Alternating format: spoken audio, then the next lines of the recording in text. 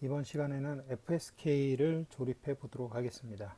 저는 먼저 전체를 다 조립을 할 거고요.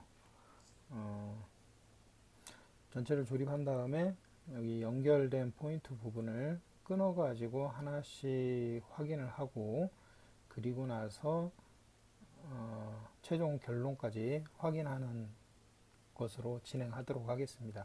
하지만 여러분들께서는 이 부분 조립하고 확인하고, 그 다음 조립하고 확인하고, 이런 식으로 순차적으로 좀 진행을 좀 해 주십시오. 그러면 전체 배치를 좀 확인을 해 볼게요. 여기에서는 전원이 크게 많이 쓰이지 않는 것 같아요. 보시면은 여기에서 10V 하나 있고요. 그 다음에 5V, 플러스 5V, 플러스 5V, 플러스 5V, NEO니까 단일 전원 정도만 들어가면 될 것 같고, 그 다음에 또 NEO인데 플러스 5V, 플러스 5V 들어가고 있고, 그 다음에 4016 있는데 여기에는 아날로그 스위치죠. 여기도 플러스 5V 하나만 들어가고 있고요.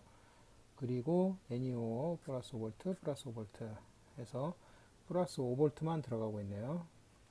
그래서 딱 눈치가 빠른 친구들은 알 수 있겠는데요.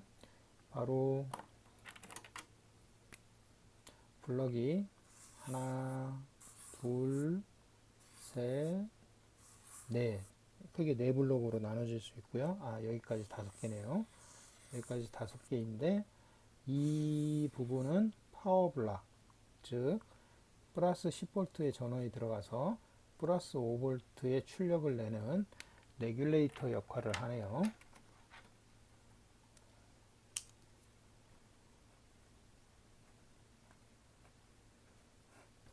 레귤레이터 역할을 하고 있습니다.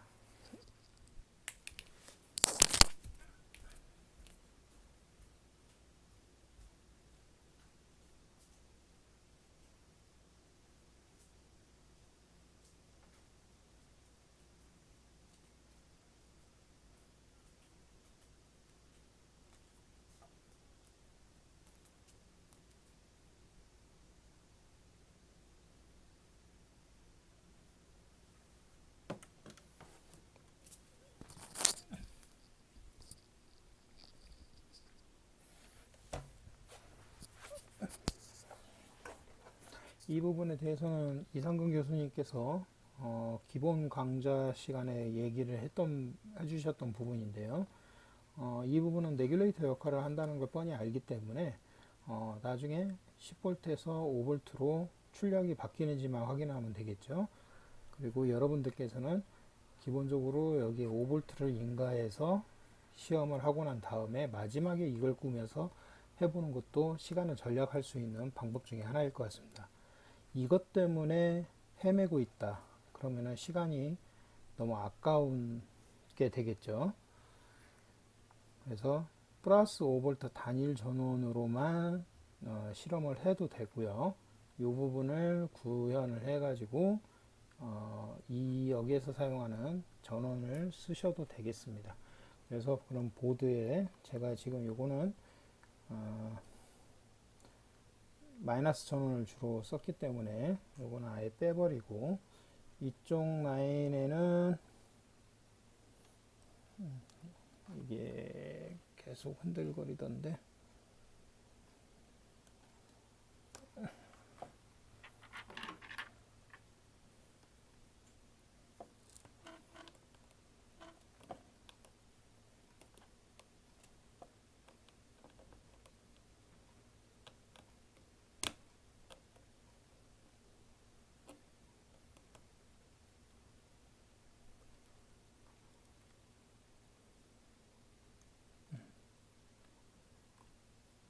됐습니다.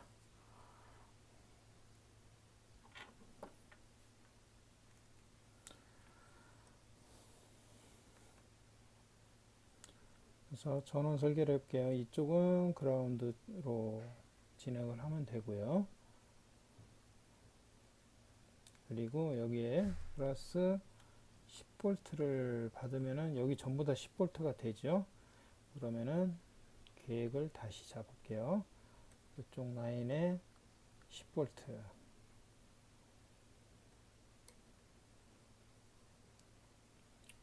이렇게 하겠습니다. 맨 위에 여기만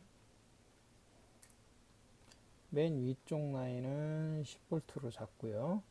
그 다음에 나머지 라인은 여기에서 출력을 쓰면 되니까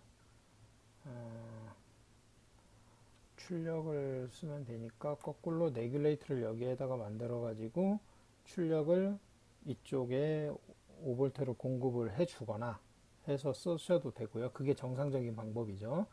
좀 그렇게 하거나 이거를 여기에는 레귤레이터 구현을 안 하는 대신에 이쪽 파워 서플라이에 5V 출력을 그냥 다이렉트로 이쪽에 연결을 해 주거나 그렇게 하셔도 되는데 우선은 정상적인 방법으로 해보겠습니다. 그러면은 이쪽에 플러스 10V가 들어오고 파워 서플라이부터 맞춰 볼게요.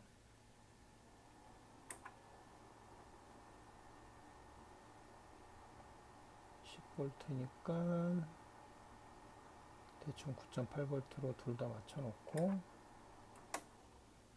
그리고 여기에서 여기 채널 1은 5V만 쓴다고 그랬죠? 5V로 쓸 수 있기 때문에 이렇게 맞춰 놓고 여기는 플러스 10V 10V 들어와서 레귤레이터에서 만들어져 가지고 다시 이쪽으로 5V 그러면 나머지는 전부 다 이렇게는 다 5V가 되겠죠. 자, 부품도 안 찾아놨네요.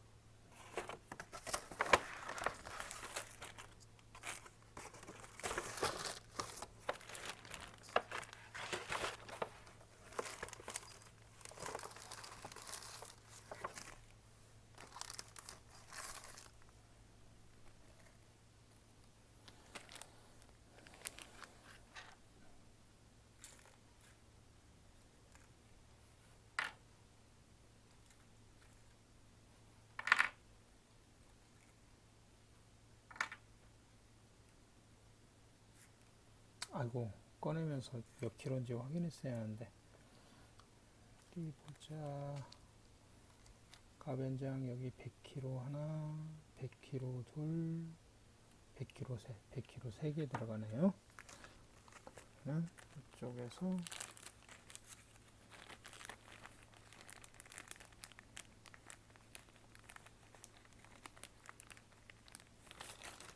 100kg 3개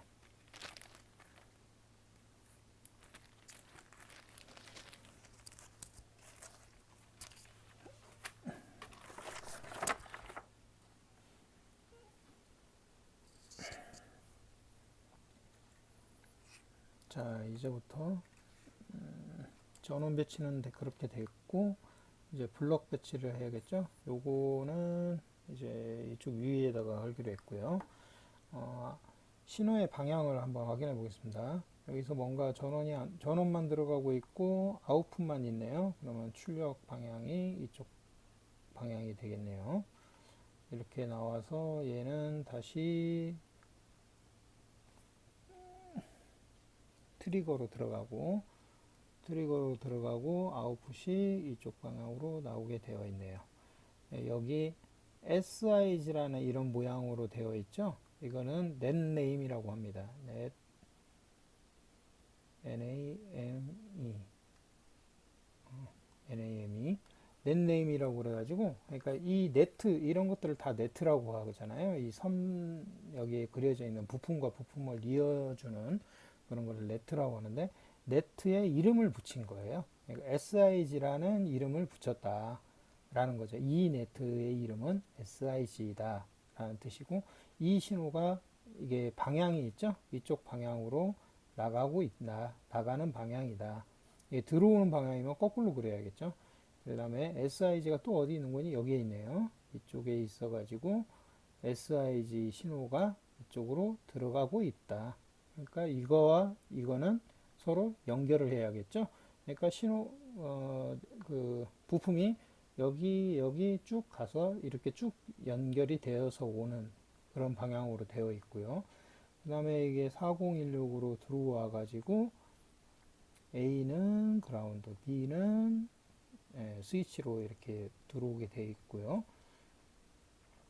그리고 이쪽 마지막 으로 해가지고 아마 이것의 입력을 여기서 봤기 때문에 이 B를 통해서 신호가 이렇게 출력이 될 것으로 예상이 됩니다. 신호가 출력이 된다? 그런 개념으로 쓰기는 조금 어려운데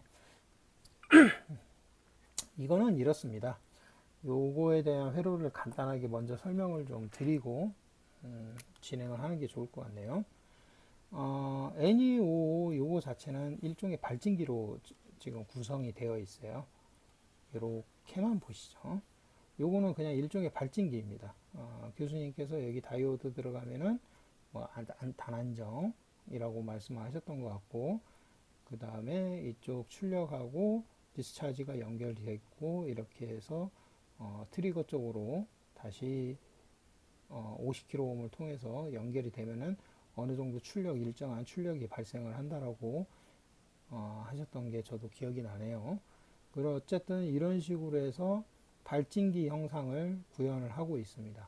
그러면은 이게 아날로그 스위치인데요. 아날로그 스위치인데 13번 핀이 있고 1번과 2번 핀이 있고 뭐 14번과 7번은 이제 전원이니까 전원하고 그라운드니까 이건 기본적인 이 회로가 이 로직이 동작하려면 기본적인 밥을 줘야 한다라고 그냥 생각을 하시고요. 결국은 13번과 1번과 2번 이 세 개의 핀인데 이 세 개의 핀이 어떤 역할을 하느냐 하면은 이거는 회로 회로도의 라이브러리를 그리다 보면 이렇게 그릴 수가 있습니다. 기본적으로 1번과 2번 핀이 있고요. 2번 핀이 있고 얘는 아날로그 스위치입니다. 아날로그 스위치여서 기본적으로 1번과 2번을 이렇게 연결할 수도 있고 지금처럼 이렇게 오픈된 상태로 그림을 그려도 상관없습니다. 그러면 이거는 반도체 칩 안에 있잖아요. 칩 안에 있기 때문에 사람 손으로 이렇게 누른다거나 그럴 수 있는 스위치는 아니죠. 그래서 이거를 어떻게 누를 수 있는 누르거나 떼거나 그런 역할을 누가 하느냐? 바로 정기적인 신호로 누르거나 떼고 그렇습니다. 그래서 이 정기적인 신호, 이게 13번 핀이 역할을 하고 있습니다. 이 13번 핀에 일례를 들어서 하이를 주면은 얘가 1번과 2번이 붙는 거고, 근다고 13번하고 같이 붙는 거는 아니에요. 그런 뜻은 아니고 13번에 하이를 주면은 1번과 2번의 도통이 된다. 서로 이렇게 붙어 있는 것처럼 이렇게 신호들이 자유롭게 왕래를 할 수 있는 그런 형상이 되는 거죠.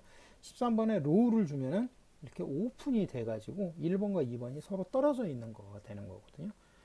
예로 그랬습니다. 이 스위치라는 거는 어떤 거 하이를 주느냐 로우를 주느냐에 따라서 오픈이 될 수도 있고 클로즈가 될 수도 있고 하기 때문에 그거는 제조사마다 다르고 정하기 나름이에요.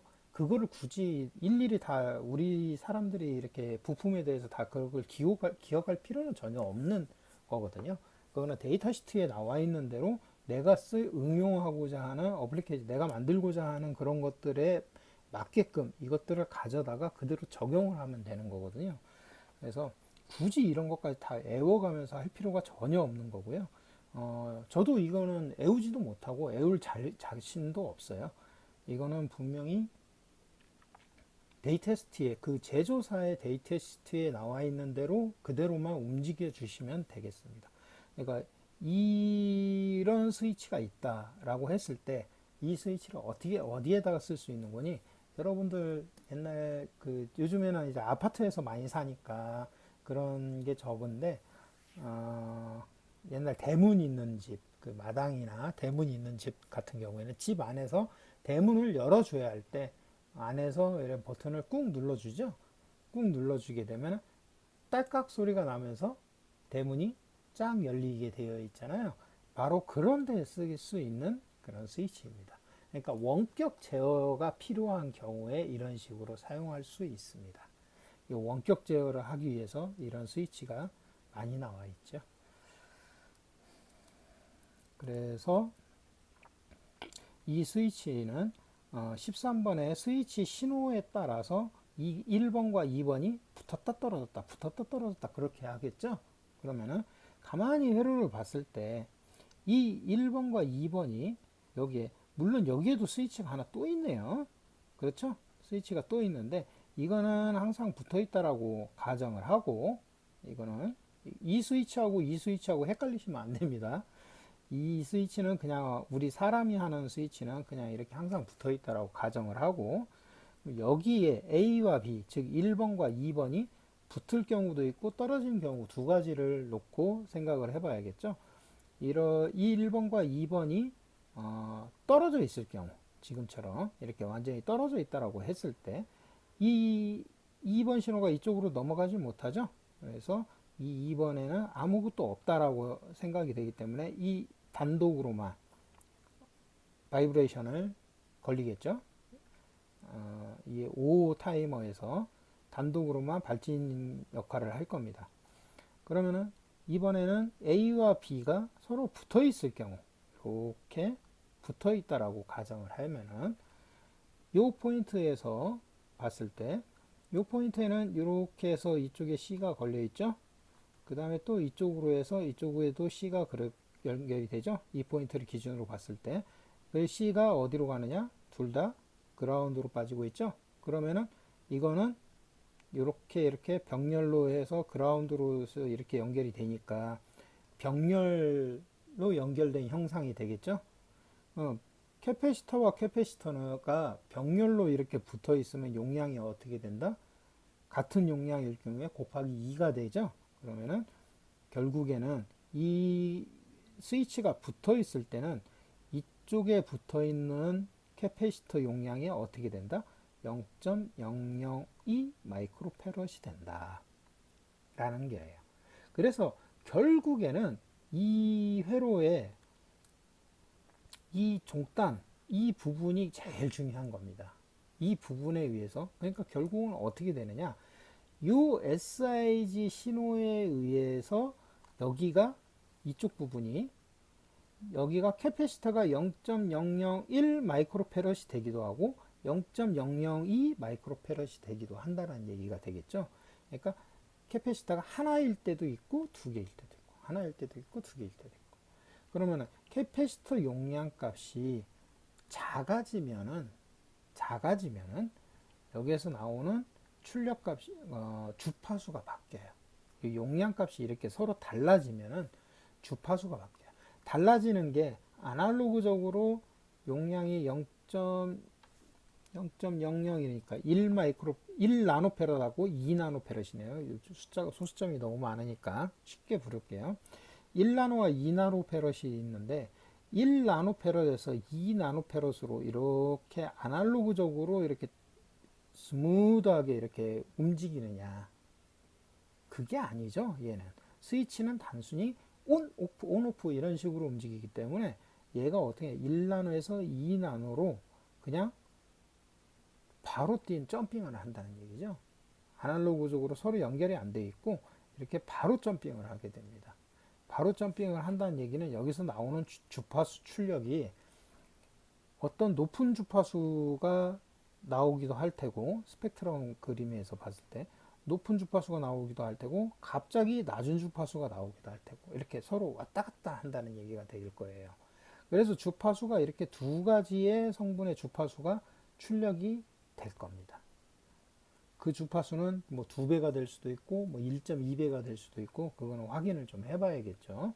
그래서 시험 결과를 놓고 봤을 때 이렇게 주파수가 높은 구간이 있고 낮은 구간이 있고 이렇게 갑자기 확 점핑을 하게 되겠죠. 이런 스위치 하나를 씀으로 해서 이런 식으로 구현을 할 수가 있습니다. 이 주파수를 서서히 이렇게 올라갔다가 내려왔다가 올라갔다 그렇게 하는 게 아니라 갑자기 확 확 확 확 이렇게 바뀌게 되게 만들어주는 게 바로 FSK, 이진 FSK라는 표현을 씁니다. 요거는 이제 두 가지의 그 정보를 담을 수 있죠. 요 주파수 하나가. 그래서 이진 FSK라는 이진법에 이 FSK 주파수가 또 여러 가지가 있다. 뭐 그렇다면 바로 이거는 뭐 엔진 FSK가 되겠죠. 거기까지는 너무 멀리 나가는 얘기니까 우선 차근차근 이런 식으로 이런 기초부터 해서 엔진 FSK까지 이렇게 쭉 기술이 발전하게 되고요. 요거를 조금 더 이렇게 부드럽게 바뀐다든지 아니면 회로상에 문제가 없게 만드는 위해서 이런 식으로 개량을 하는 게 바로 엔지니어들의 몫이 되겠네요. 자, 그러면은 여기에서는 NEO가 하나, 둘, 세 개가 쓰였고요. 회로는 이 방향으로 쭉 가는 회로가 되겠고요. 하나, 둘, NEO 3개, 4016 하나가 쓰였네요. 그 다음에 위에는 여기 레귤레이터 부분, 요거를 쓰도록 했으니까 다이오드 부분을, 다이오드는 그쪽에 따로 좀 배치를 하도록 하겠습니다. 그래서 이게 NEO,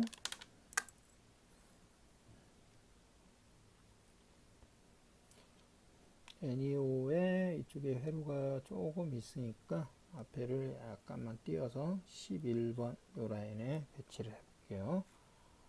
그 다음에 이것도 당연히 NEO겠죠?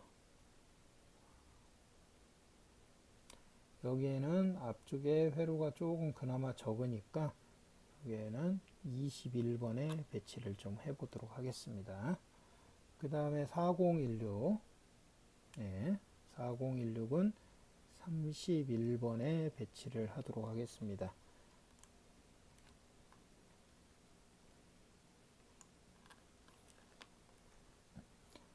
41번 4016 회로에는 별다른 연결 회로가 그렇게 많지 않으니까 이렇게 배치를 한 거고요. 그 다음에 또 이것도 NEO겠죠? 그래서 얘는 조금 띄워가지고 뭐 46번 요 라인에 배치를 해보도록 하겠습니다.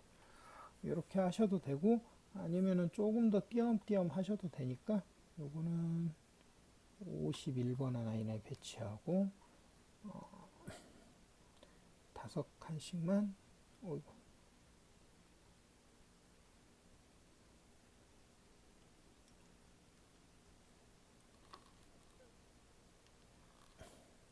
다섯 칸씩만 뒤로 빼보도록 할게요. 굳이 여기도 칸을 줄일 필요 없이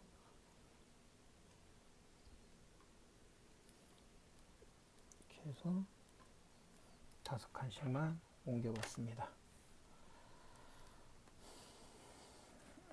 정석대로 하기 위해서 레귤레이터 부분도 한번 꾸며 볼게요. 여기 스위치가 여기하고 여기 사이에 들어가니까 대충 우선은 여기에다가 꽂아두고, 그리고 스위치가 또 있나요? 하나만 들어가는 것 같은데 어딘지 모르겠고, 그 다음에 다이오드 아니구나, 여기 C1959가 여기가 없으면 이쪽에 있나요?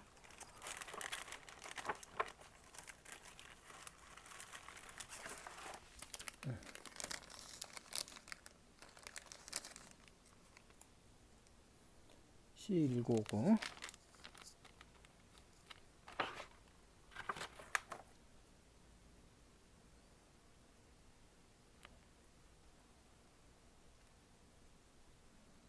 자, 우리 C1959에 대해서 데이터 시트를 한번 찾아보도록 하겠습니다.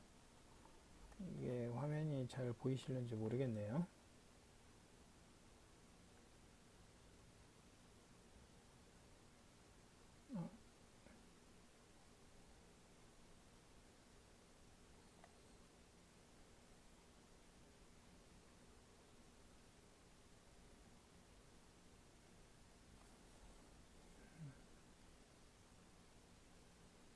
기본적으로 대부분 에미터, 컬렉터, 베이스 형상을 띄고 있는 게 대부분이니까 대충 한번 보시고 에미터, 컬렉터, 베이스 22 대부분 다 그렇게 구현이 되어 있는 것 같네요. 여기도 마찬가지고 여기 러시아어로 되어 있네요. 이거 못 알아보겠다. 여기는 KTC 2026이네요. 1959하고 완전히 틀려요. 베이스 컬렉터 에미터로 되어 있네요. 얘는 핀 자체가 틀리구나. 패키지 자체가 틀린 거네요. ECB 다들 ECB로 되어 있다라고 보면 되겠습니다.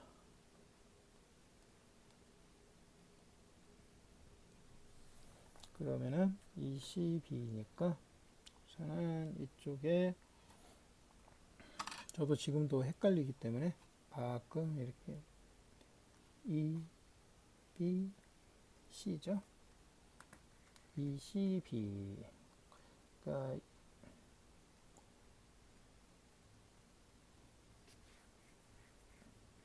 ECB니까 앞쪽이 우리가 출력으로 뺄 거잖아요. 그러니까 우선 대충 이렇게 앞쪽에다가 꽂아 놓고 앞쪽에서부터 ECB가 되겠고요. C는 여기에 스위치가 들어가는구나. 이렇게 해서 스위치가 하나 더 들어가고 이쪽에다가 꽂아 보겠습니다. 스위치가 10V에서부터 연결이 와야 하고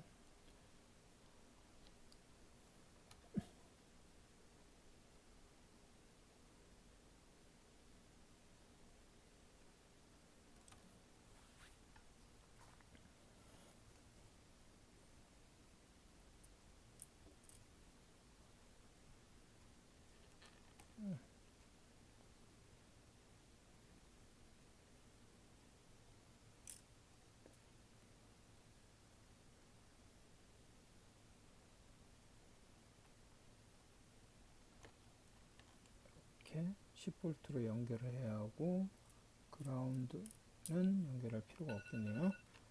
시간이 됐네요.